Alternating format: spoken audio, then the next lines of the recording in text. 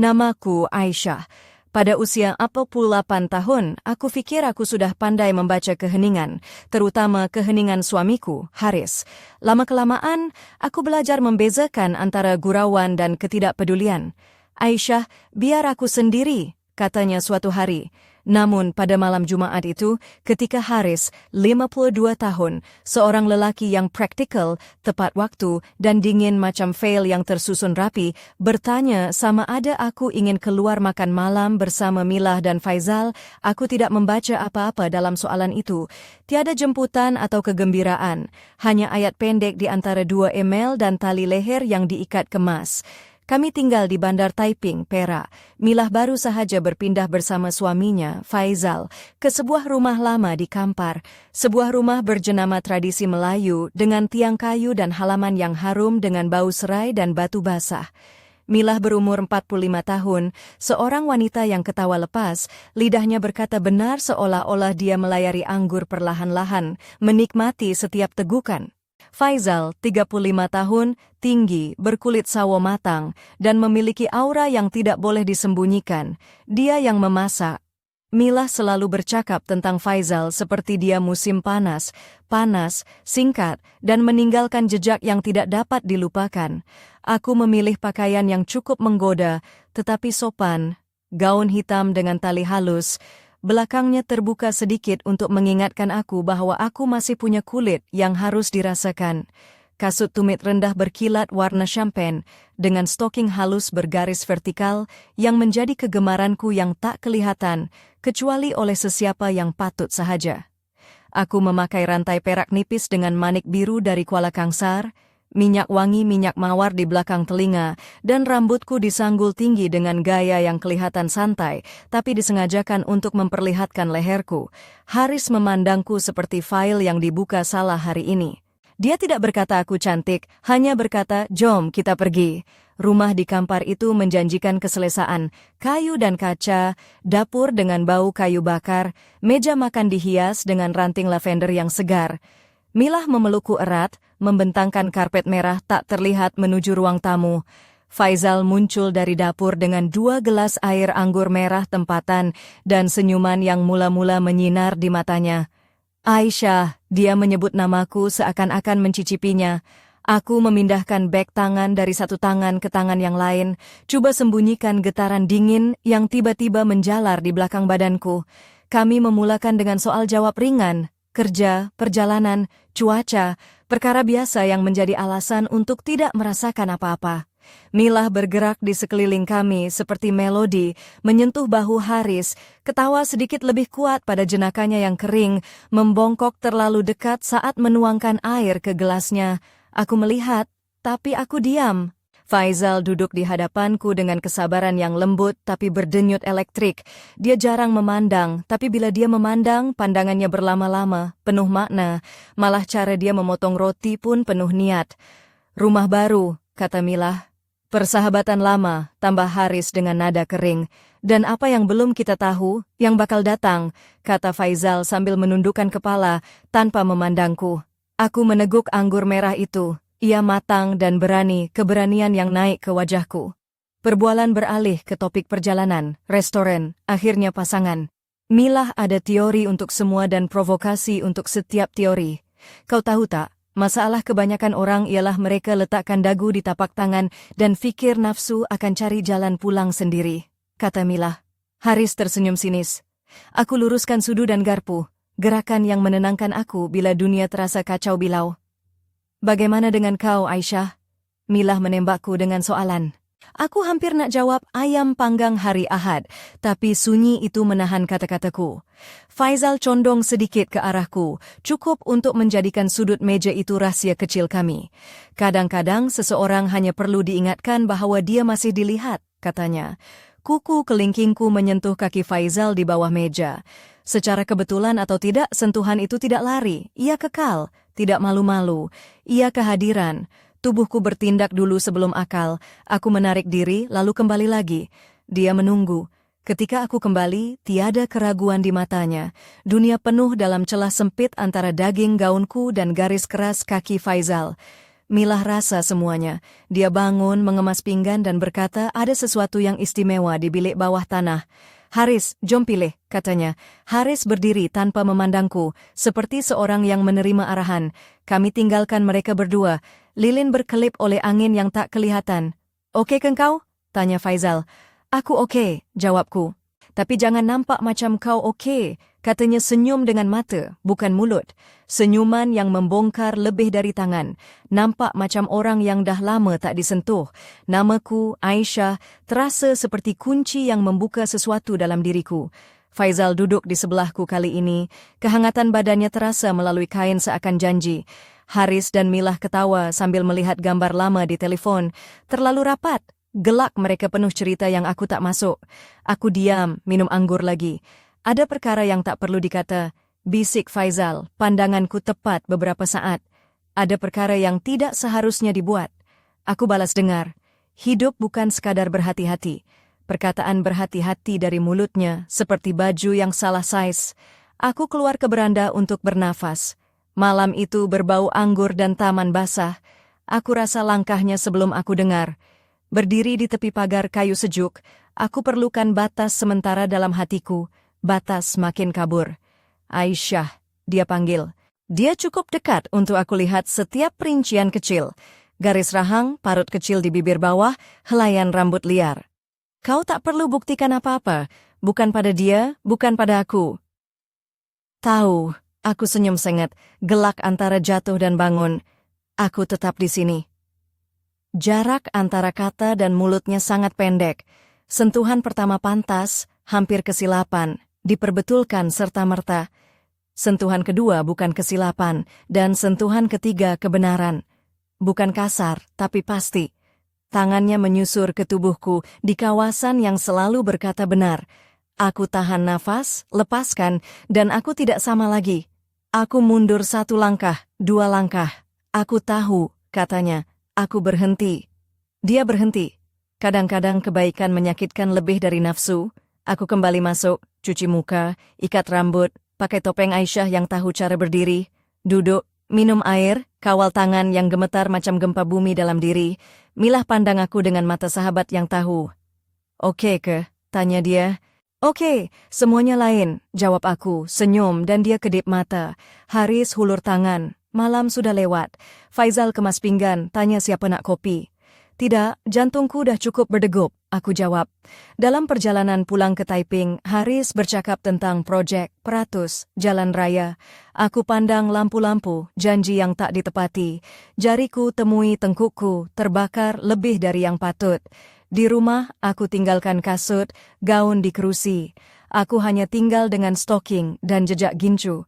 Pandangan di cermin bukan rasa bersalah, tapi titik di mana 2 garis bersilang dan cipta sudut baru. Telepon bergetar di meja sisi katil. Nombor tak dikenali. Kau tidur? Message itu. Bandar bernafas bersamaku. Haris sudah mula berdengkur, membelakangi aku. Aku balas, tidak, dan padamkan lampu. Gelap dipenuhi semua yang belum terjadi, tapi aku tahu ia akan terjadi esok atau suatu hari nanti. Keheningan malam itu belajar bahasa baru, dan aku juga. Pagi itu aku terjaga sebelum mentari menyinari bukit-bukit di sekitar Kuala Kangsar. Tubuhku hangat dengan sesuatu yang belum terjadi, tapi sudah hidup di bawah kulitku. Aku mula menyusun laci, seperti biasa. Bila coba menyusun semula pikiranku yang bercelaru, Haris lalu di dapur, meletakkan secawan kopi tepat di tengah meja, teratur hingga ke titik terakhir. Ada mesyuarat sampai lewat, katanya, tanpa tanya, tanpa pandang, hanya logistik. Tengah hari, Milah hantar mesej. Malam ni kat rumah aku lagi. Ada stok wine yang belum buka. Haris dah setuju. Aku tengok Haris yang nampak mesej itu di skrin. Terus dia balas dulu aku. Kami datang. Aku rasa macam nak ketawa. Perlu sangat ke nak buat kecoh? Tapi aku tahu aku sebenarnya yang mahu kecoh itu. Aku pilih blouse linen warna krim, lengan digulung sampai 3/4, seluar tinggi pinggang warna pasir yang lembut, dalamnya set lingerie rendah halus warna perak grafit, licin macam malam di Bukit Bintang. Rantai perak yang sama, kali ini dengan manik kecil berbentuk bunga raya, minyak wangi mawar dan kulit lemon di pergelangan tangan dan belakang telinga. Kasut kulit rendah, mudah bergerak, sebab kadang-kadang keinginan datang dari hujung jari.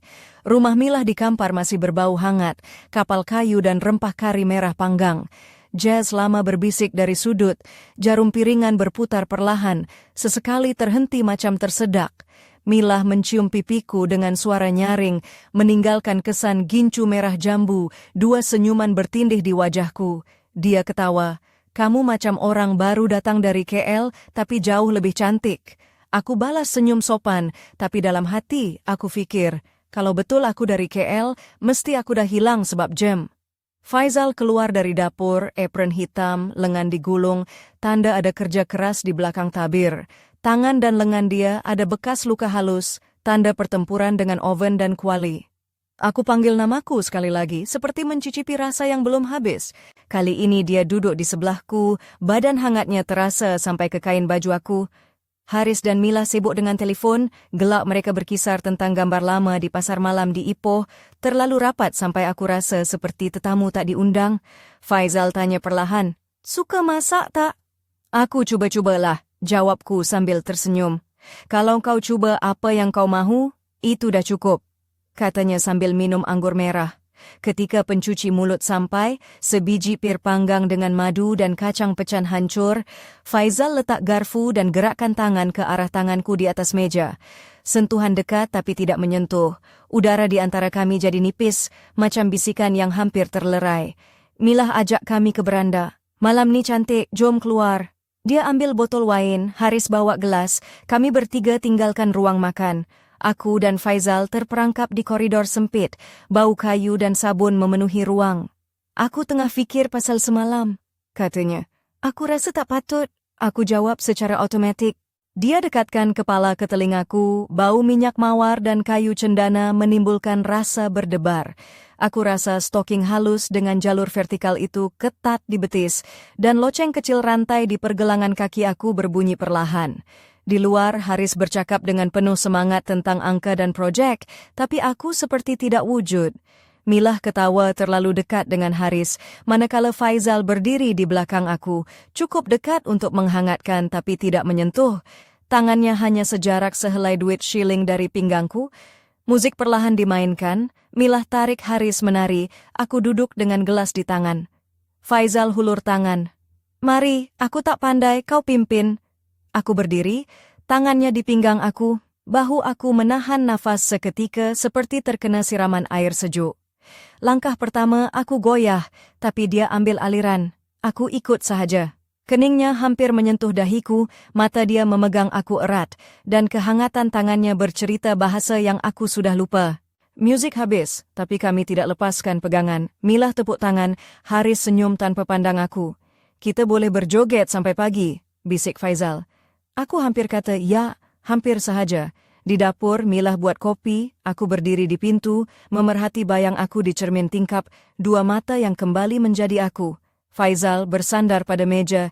"Haris tak nampak kau sebenarnya, dia suami kau. Tapi kau real sekarang. Jujur dan lembut." Aku terdiam. Kopi di tangan aku panas, tapi malam itu lebih panas dari itu. Haris pulang lewat, sunyi. Aku tanya, "Oke ke?" "Macam biasa," katanya. Kami tidur membelakangi, berjarak seperti dua asing yang berhati-hati. Telepon bergetar di bawah bantal. "Aku perlukan kau, bukan cuma badan kau, tapi kau." Dari Faizal. Aku tutup mata, jantungku berdegup lain. Aku balas, "Tak boleh." Tapi aku tekan hantar juga. Satu garisan baru terukir di antara kami. Kadang-kadang, 1 milimeter itu adalah benua. Tiba-tiba, aku dengar langkah di koridor. Aku fikir aku bermimpi. Pintu bilik terbuka perlahan, bayang gelap. Aku beku, langkah menjauh. Aku bangun, berlari tanpa kasut, koridor kosong. Hanya cermin besar dekat pintu yang memantulkan aku. Wanita yang nampak seperti aku, tapi dengan mata yang lain. Mata aku sendiri. Tiba-tiba, aku sedar, malam ini bukan sahaja tentang wain dan tarian, tapi tentang rahasia yang mula terungkap, dan satu pilihan yang bakal mengubah hidup aku selamanya. Pagi itu, Haris memegang cawan kopi seolah-olah ia tanda amaran. "Aisyah, aku terjaga tadi, tapi kau hilang." katanya perlahan. Mana kau pergi? Aku terkedu, matanya menatap aku lebih lama dari yang selesa. Senyumannya kosong, seperti hadiah yang dibuka tapi tiada isi. Baiklah, ingat, dalam rumah ni dinding kadang dengar, katanya sambil bangun. Tangan aku terketar-ketar, cawan kopi terhenti, tumpah perlahan, meninggalkan peta cecair di meja, seolah-olah memberitahu aku bahwa aku akan tersesat atau jumpa sesuatu yang lain. Telepon berdering lagi. Faizal. Tak tahan lagi, mesejnya.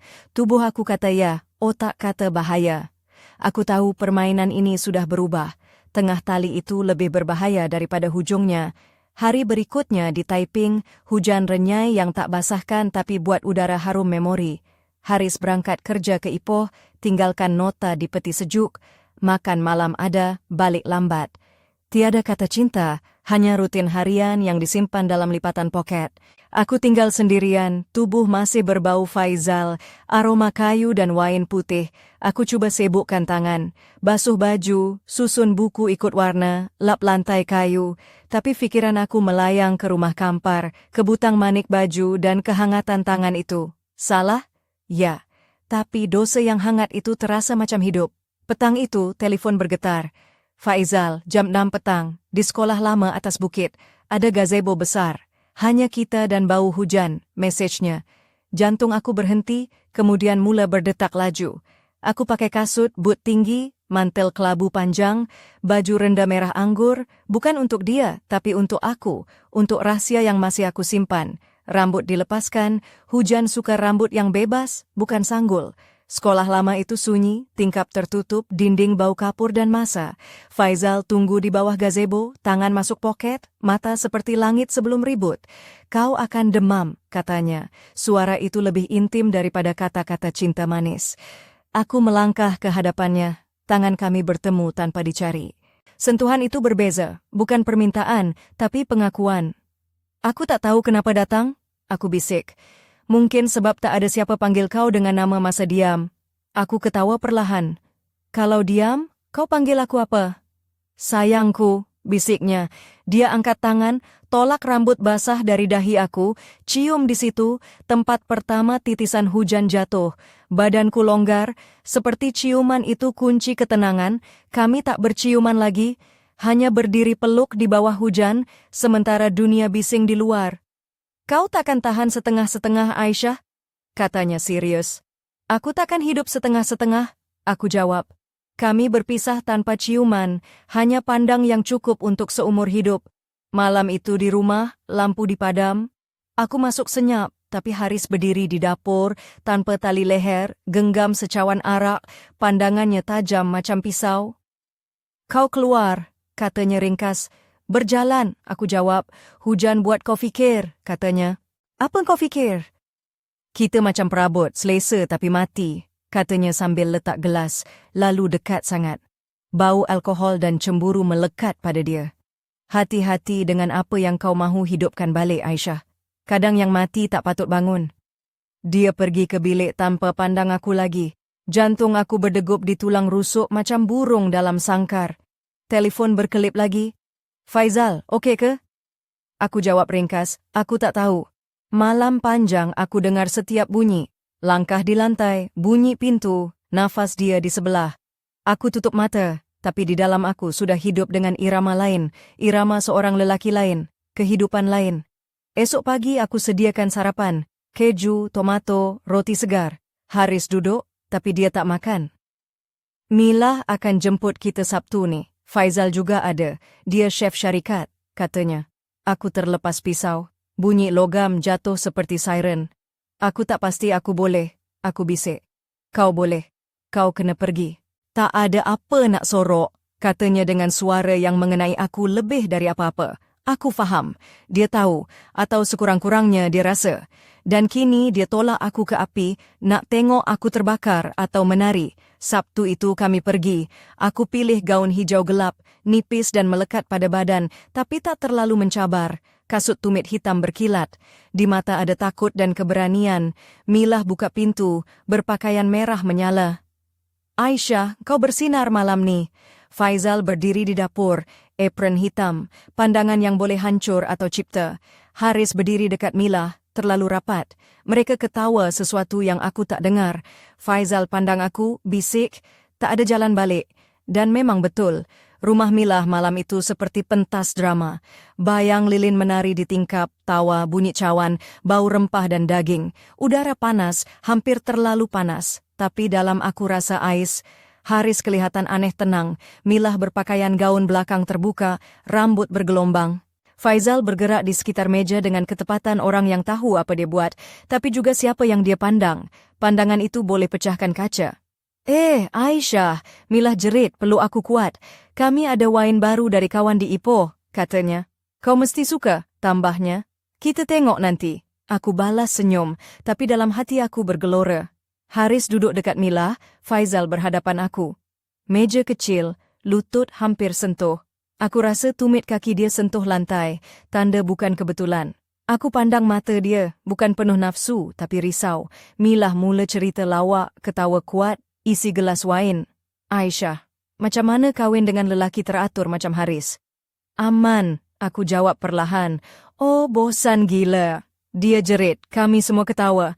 Kecuali Faizal. Dia bangun, letak pinggan depan aku. Jari dia sentuh jari aku. Kebetulan atau tidak? Di bawah bunyi tawa, sentuhan itu macam bisik dalam katedral. Haris pandang, nampak semuanya, senyum kering. Aisyah sentiasa pilih yang terbaik, katanya.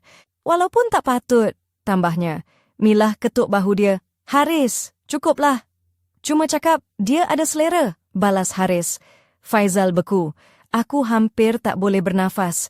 Tiba-tiba Haris tunduk ke Mila, bisik sesuatu yang buat dia ketawa dengan suara macam pengkhianatan. Malam itu panjang, gelas penuh, wain kaburkan kata.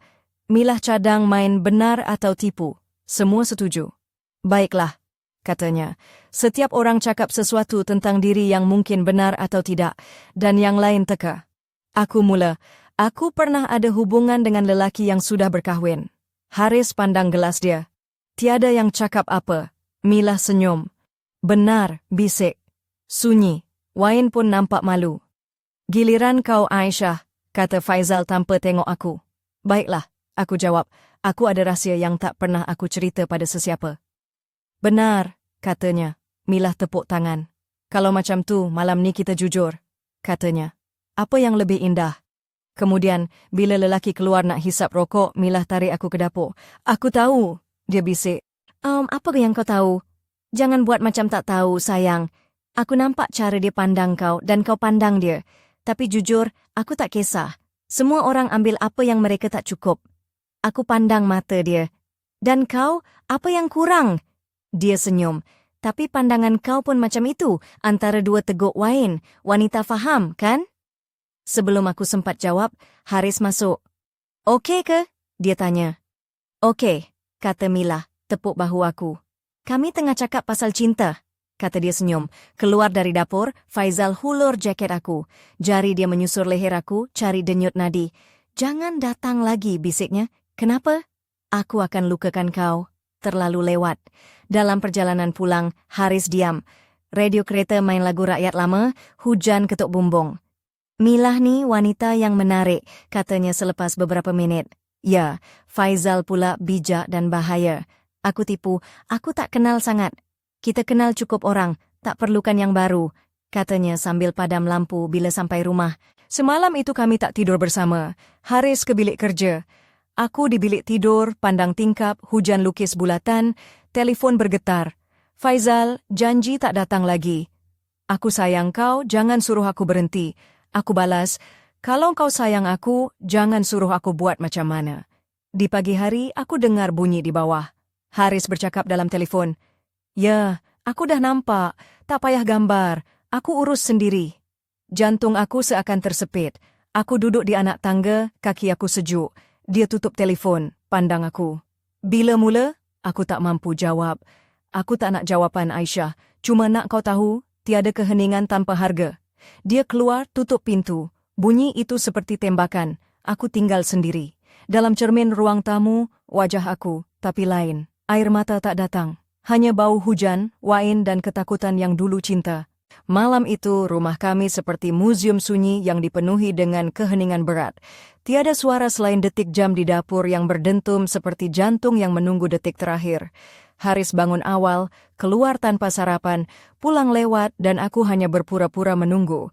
Kami semakin jauh seperti dua bayang yang terperangkap dalam satu ruang kecil, terpisah oleh kenangan dan rahasia.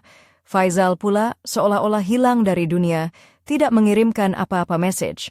Hanya keheningan yang lebih berat daripada rindu yang tidak terucap. Kadang-kadang aku membuka message-message terakhirnya bukan untuk membacanya, tapi untuk memastikan ia masih ada, sebagai bukti bahwa apa yang berlaku bukan sekadar mimpi. Hari ketiga, loceng pintu berbunyi. Aku buka, dan di depan pintu berdiri Faizal, basah kuyup, tanpa payung, matanya kelihatan penat, tangannya gemetar. Aku tak tahan lagi. Katanya perlahan, suara serak. Aku cuma nak jumpa kau sekejap. Aku terdiam sejenak. Haris ada di rumah, bisikku. Dia angguk. Pada saat itu, aku dengar langkah kaki Haris menaiki tangga. Faizal melangkah mundur, tapi tidak lari. Haris berdiri di ambang pintu, pandangannya dingin, suaranya tenang, tapi tajam seperti pisau. Inilah dia, lelaki yang ambil balik istriku tapi masih punya hati, katanya. Faizal hanya diam, mengangguk perlahan. Pergilah dan jangan kembali, kata Haris. Kalau tidak, aku akan pastikan kau tidak boleh. Aku melangkah ke depan. Haris, jangan ganggu dia. Dia berbalik padaku. Aku tak ganggu. Aku cuma nak ingatkan, setiap keheningan ada harga. Faizal mengundur dan pergi tanpa sepatah kata, tidak memandang ke belakang. Pintu tertutup perlahan dan Haris berdiri menghadap aku. Kau rasa ia berbaloi? Tanyanya, aku diam. Kalau begitu, aku akan pastikan kau takkan lupa. Malam itu, Haris hilang tanpa sebarang nota atau penjelasan. Keesokan harinya, aku dapat tahu dari kenalan bahwa dia berhenti kerja, keluarkan wang dan berangkat ke luar negara.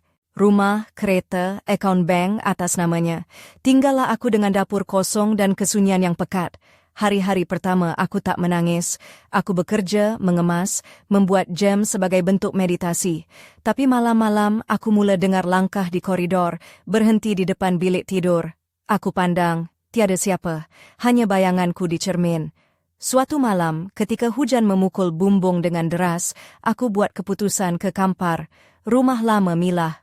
Pintu terbuka sedikit, masuk dalam gelap dan berdebu. Tiada suara, tiada tawa, hanya sarang labah-labah di atas cawan dan bau lembab yang menusuk. Dari suatu sudut, kedengaran bunyi. Aku berpaling dan di situ berdiri Faizal, kurus, dengan bayang gelap di bawah mata. Milah dah pergi, katanya. Selepas malam itu, dia tak cukup berani untuk tinggal. Aku duduk di tangga, berhadapannya. Cahaya lampu jalan menerangi wajahnya yang letih tapi masih ada sinar. Aku tak boleh jadi aku yang dulu, Aisyah, bisiknya. Selepas kau, aku tak mampu jadi separuh manusia. Aku pun sama, jawab aku. Tapi aku tak tahu siapa aku sekarang. Dia tersenyum sedih. Maka kita sama. Dia hulur tangan, letakkan di tanganku. Tiada nafsu, tiada api, cuma kehangatan. Keesokan paginya aku pergi tanpa ciuman, tanpa janji. Aku tahu kadang cinta habis bukan kerana ia sudah tiada, tapi kerana ia sudah beri segalanya. Di Taiping, mentari tembus awan. Aku masuk rumah, pandang cermin ruang tamu. Aku nampak aku, wanita yang tidak muda, tidak bersalah, tetapi yang belajar hidup tanpa tepukan. Aku sentuh permukaan cermin yang sejuk, tapi wajahku tersenyum. Tiba-tiba, teleponku berbunyi tanpa nama pengirim. Keheningan sudah tidak lagi menyakitkan bila ia milikku. Pagi itu, aku bangun dengan rasa aneh di dada. Telepon bergetar di meja sisi katil, nombor tak dikenali. Kalau kau nak, aku akan lalu jalan atas jambatan lama jam 5.30 petang ini. Mesejnya ringkas. Kalau tak mau, aku teruskan juga. Bukan soalan tapi cabaran. Sepanjang hari, aku sibukkan diri dengan perkara remeh, menukar cadar, menggilap periuk tembaga, menyusun rempah ratus seperti nota muzik. Jam 5, aku ikat rambut dalam sanggul longgar, tengkuk terbuka. Pakai baju putih dengan butang mutiara kecil, skirt lembut memeluk pinggul, kalung kecil berbentuk bunga raya di leher. Minyak wangi mawar dan kulit lemon di pergelangan tangan dan belakang telinga. Kasut kulit hitam rendah. Mudah bergerak, kerana kadangkala hasrat datang secara perlahan, seperti berjalan di atas hujung jari. Aku sampai di jambatan lama di Taiping, tempat yang pernah kami lewati dulu, yang penuh dengan kenangan dan rahasia. Faizal sudah menunggu di sana dengan tangan dalam poket, mata penuh cerita yang belum selesai. Kau akan demam, katanya, suaranya lebih intim daripada kata-kata manis. Aku melangkah ke arahnya, tangan kami bertemu tanpa dicari. Sentuhan itu berbeza, bukan permintaan tapi pengakuan. Aku tak tahu kenapa aku datang, bisikku. Mungkin sebab bila diam, tak ada siapa panggil kau dengan nama. Dia ketawa perlahan. Kalau diam, aku panggil kau sayang. Dia angkat tangan, tolak rambut basah dari dahiku, cium di situ, tempat pertama titisan hujan jatuh. Badanku longgar, seperti ciuman itu kunci ketenangan. Kami berdiri di bawah hujan, saling berpelukan, sementara dunia bergemuruh di sekeliling. Kau takkan tahan setengah-setengah, Aisyah, katanya serius. Aku takkan hidup setengah-setengah, aku jawab. Kami berpisah tanpa ciuman, hanya pandang yang cukup untuk seumur hidup. Malam itu di rumah, lampu dipadam. Aku masuk senyap, tapi Haris berdiri di dapur, tanpa tali leher, genggam secawan arak, pandangannya tajam macam pisau. Kau keluar, katanya ringkas. Berjalan, aku jawab. Hujan buat kau fikir? Katanya. Apa kau fikir? Kita macam perabot, selesa tapi mati? Katanya sambil letak gelas, lalu dekat sangat. Bau alkohol dan cemburu melekat pada dia. Hati-hati dengan apa yang kau mau hidupkan balik, Aisyah. Kadang yang mati tak patut bangun. Dia pergi ke bilik tanpa pandang aku lagi. Jantung aku berdegup di tulang rusuk macam burung dalam sangkar. Telefon berkelip lagi. Faizal, okey ke? Aku jawab ringkas. Aku tak tahu. Malam panjang aku dengar setiap bunyi. Langkah di lantai, bunyi pintu, nafas dia di sebelah. Aku tutup mata, tapi di dalam aku sudah hidup dengan irama lain, irama seorang lelaki lain, kehidupan lain. Hari berikutnya, aku cuba menenangkan diri dengan rutin biasa. Sarapan pagi dengan keju, tomato segar, dan roti buatan sendiri di meja makan. Haris duduk bersebelahan tapi hanya memandang kosong, tidak menyentuh makanan. Milah akan jemput kita malam Sabtu ni, katanya ringkas. Faizal pun akan ada. Dia chef syarikat. Suaranya berat, seperti membawa beban yang lebih daripada sekadar maklumat. Aku cuba tersenyum, tapi pisau terlepas dari tangan, jatuh berdentum di lantai. Bunyi logam itu seperti amaran yang aku tidak sanggup hadapi. Aku tak pasti aku boleh. Aku bisik pada diri sendiri. Haris pandang aku dengan mata penuh makna. Kau boleh. Kau kena pergi, tak ada apa yang perlu disorok. Kata-katanya menusuk, tahu atau rasa tentang rahsia yang aku cuba sembunyikan. Sabtu itu, aku pilih gaun hijau gelap nipis yang melekat pada tubuh, tapi masih sopan. Kasut tumit hitam berkilat, langkahku penuh keberanian dan ketakutan. Milah buka pintu dengan senyuman merah jambu, gaunnya merah menyala seperti bara api. Aisyah, kau bersinar malam ni, katanya penuh semangat. Di dapur, Faizal berdiri tegak, apron hitam, pandangan tajam yang boleh meruntuhkan atau membina. Haris berdiri rapat dengan Milah, terlalu rapat. Mereka ketawa, suara mereka seperti rahsia yang aku tidak diundang untuk dengar. Faizal pandang aku, bisik, tiada jalan balik. Rumah Milah malam itu seperti pentas drama. Bayangan lilin menari di tingkap, tawa dan bunyi cawan, bau rempah dan daging. Udara panas, terasa hampir membakar, tapi dalam hatiku terasa dingin membeku. Haris kelihatan tenang dengan cara yang pelik. Milah mengenakan gaun belakang terbuka, rambut bergelombang yang menawan. Faizal bergerak di sekitar meja dengan ketepatan seorang yang tahu apa yang dia buat, namun juga siapa yang dia lihat. Pandangannya tajam, mampu memecahkan kaca. Aisyah, Milah jerit sambil memeluk aku erat. Kita ada wain baru dari kawan di Ipoh. Kau mesti suka. Aku balas senyum, tapi dalam hati aku bergelora. Haris duduk dekat Milah, Faizal berhadapan aku. Meja kecil, lutut hampir bersentuhan. Aku rasa tumit kaki Faizal menyentuh lantai, tanda yang bukan kebetulan.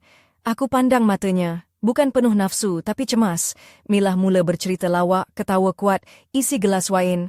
Aisyah, macam mana kahwin dengan lelaki teratur macam Haris? Aman, aku jawab perlahan. Oh, bosan gila. Dia jerit. Kami semua ketawa. Kecuali Faizal. Dia bangun, letak pinggan depan aku. Jari dia sentuh jari aku, kebetulan atau tidak. Di bawah bunyi tawa, Sentuhan itu seperti bisik dalam katedral. Haris pandang, nampak semuanya, senyum kering. Aisyah sentiasa pilih yang terbaik, katanya. Walaupun tak patut. Milah ketuk bahu Haris. Haris, cukuplah. Cuma cakap, dia ada selera, balas Haris. Faizal beku. Aku hampir tak boleh bernafas. Tiba-tiba Haris tunduk ke Milah, bisik sesuatu yang buat dia ketawa dengan suara pengkhianatan. Malam itu panjang, gelas penuh, Wain kaburkan kata. Milah cadang main benar atau tipu, semua setuju. Baiklah, katanya. Setiap orang cakap sesuatu tentang diri yang mungkin benar atau tidak, dan yang lain teka. Aku mula, aku pernah ada hubungan dengan lelaki yang sudah berkahwin. Haris pandang gelas dia. Tiada yang cakap apa. Milah senyum. Benar, bisik. Sunyi. Wain pun nampak malu. Giliran kau Aisyah, kata Faizal tanpa tengok aku. Baiklah, aku jawab.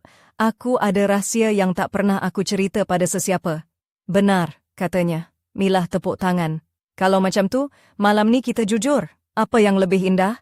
Kemudian, bila lelaki keluar nak hisap rokok, Milah tarik aku ke dapur. Aku tahu, dia bisik. Apa yang kau tahu? Jangan buat macam tak tahu, sayang. Aku nampak cara dia pandang kau dan kau pandang dia. Tapi jujur, aku tak kisah.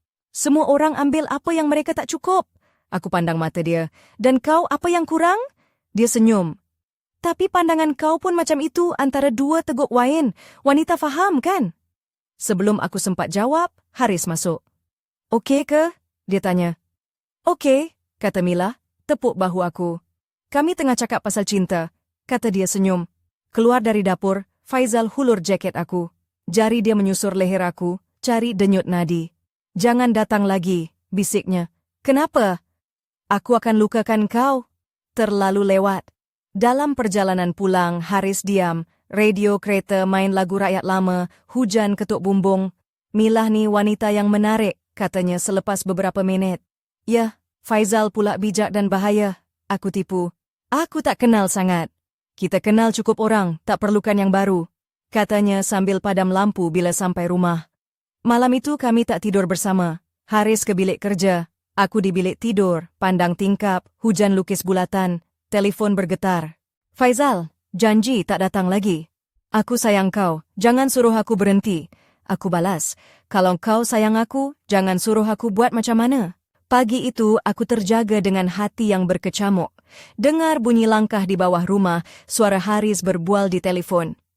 Ya, aku dah nampak mereka. Tak perlu gambar, aku urus sendiri. Suaranya tegas, penuh rahsia. Jantung aku berdegup kuat.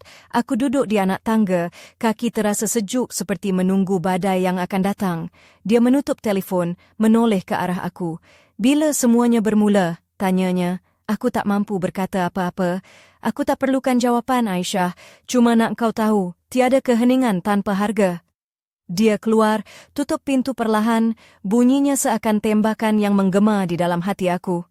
Aku tinggal sendirian, menatap wajah aku di cermin ruang tamu, wajah yang sama tapi terasa asing. Air mata tak mengalir, hanya bau hujan, wain, dan ketakutan yang pernah aku panggil cinta. Hari-hari berikutnya, rumah kami menjadi sunyi seperti muzium keheningan. Tiada suara selain detik jam dan bunyi langkah kaki Haris yang pergi awal dan pulang lewat. Aku cuba kuat, tetapi semakin hari, bayang-bayang kenangan semakin menekan dada. Faizal pula hilang tanpa berita. Tiada mesej, tiada panggilan. Keheningan telefon lebih menyakitkan dari kata-kata.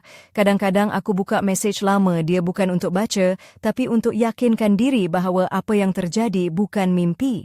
Satu malam, ketika hujan turun lebat, aku buat keputusan ke Kampar, ke rumah lama Milah. Pintu terbuka sedikit, masuk dalam gelap dan berdebu. Tiada suara, tiada tawa, hanya sarang labah-labah dan bau lembab yang menusuk. Dari sudut gelap, aku terdengar bunyi. Aku berpaling dan di situ berdiri Faizal, kurus, dengan bayang gelap di bawah mata. Milah dah pergi, katanya. Selepas malam itu, dia tak cukup berani untuk tinggal. Aku duduk di tangga, berhadapannya. Cahaya lampu jalan menerangi wajahnya yang letih, tapi masih ada sinar. Aku tak boleh jadi aku yang dulu, Aisyah, bisiknya.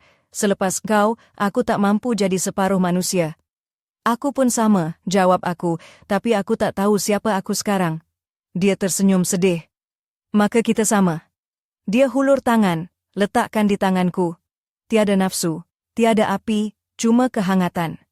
Tangan kami bersentuhan, membawa kelegaan yang lama aku cari.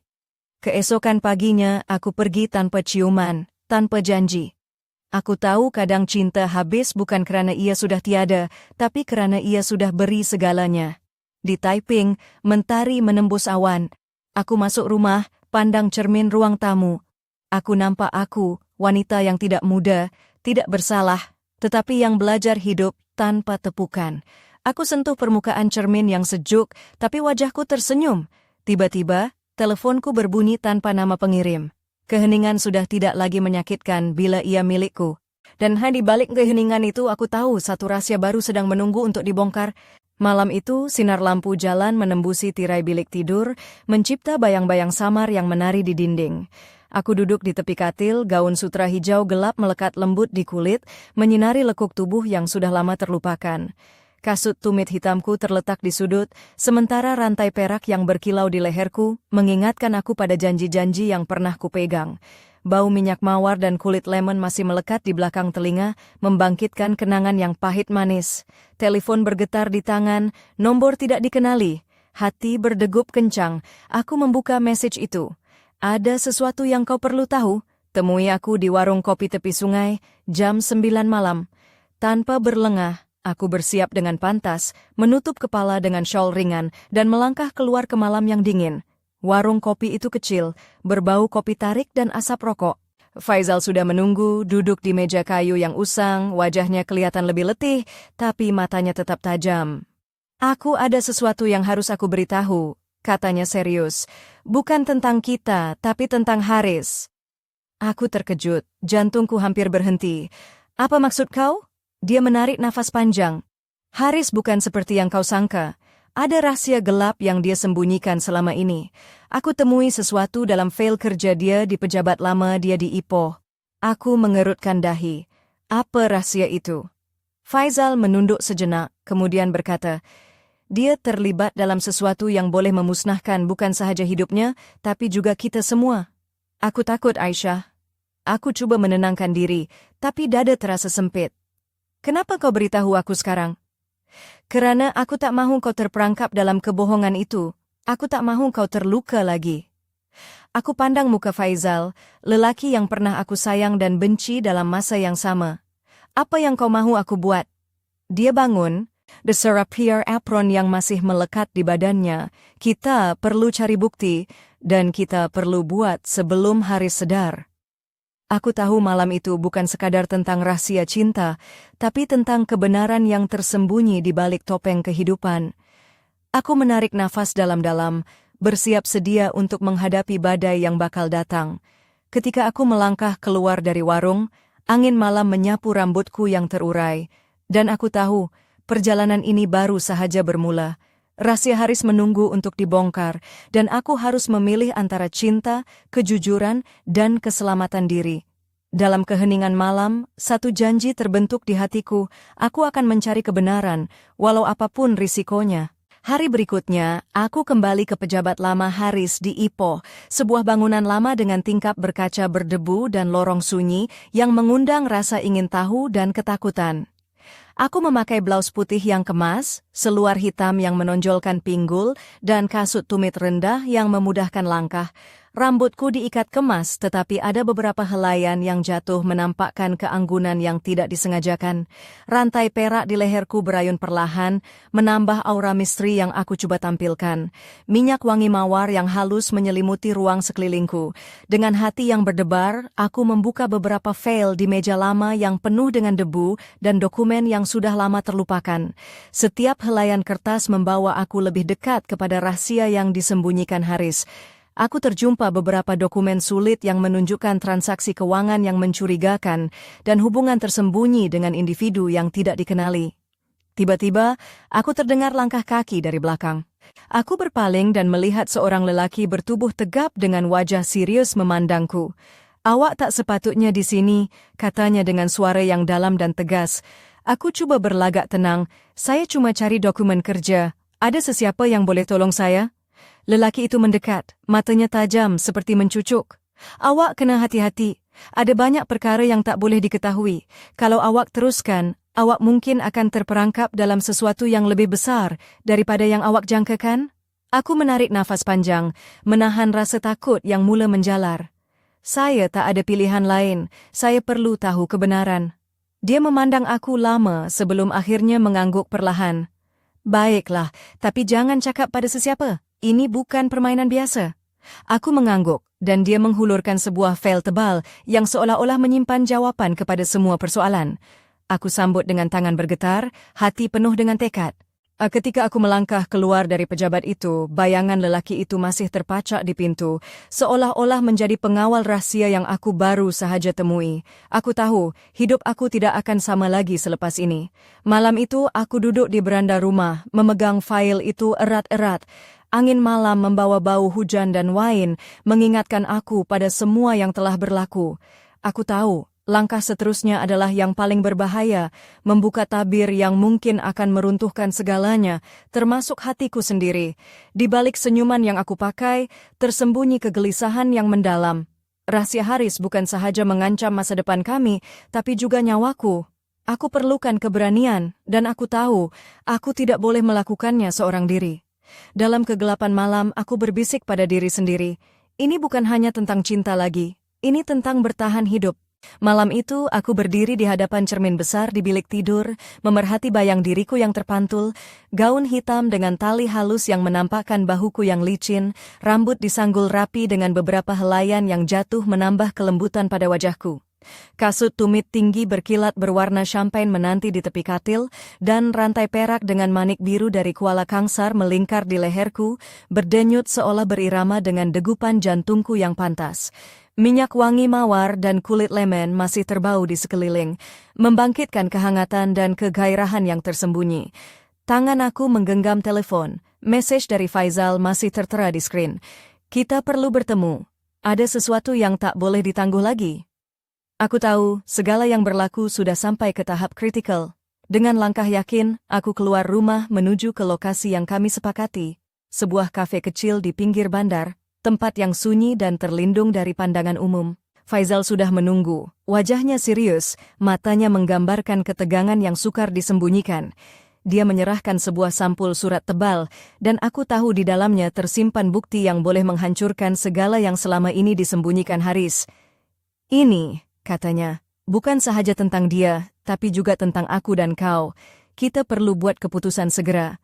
Aku menarik nafas dalam, merasakan beban yang berat di bahu, namun juga kelegaan kerana rahasia itu akhirnya terungkap. Apa langkah seterusnya? Aku bertanya. Kita harus bertemu seseorang yang boleh membantu kita, jawab Faizal.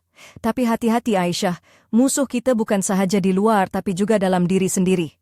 Malam itu kami duduk bersama di bawah cahaya lampu malap, merancang langkah seterusnya dalam permainan yang penuh risiko dan pengkhianatan. Setiap keputusan membawa risiko kehilangan, bukan sahaja cinta, tapi juga nyawa. Aku tahu, selepas ini, tiada jalan kembali. Semua yang aku pegang, semua yang aku cintai, akan diuji hingga ke batas. Dalam keheningan yang memuncak, aku berbisik pada diri sendiri. Ini bukan sahaja kisah cinta, ini adalah perjuangan untuk kebebasan. Dan di balik bayang malam yang pekat, satu rahasia yang lebih gelap menanti, menunggu untuk dibuka, satu misteri yang hanya aku yang mampu pecahkan. Cerita belum berakhir, ia baru sahaja bermula.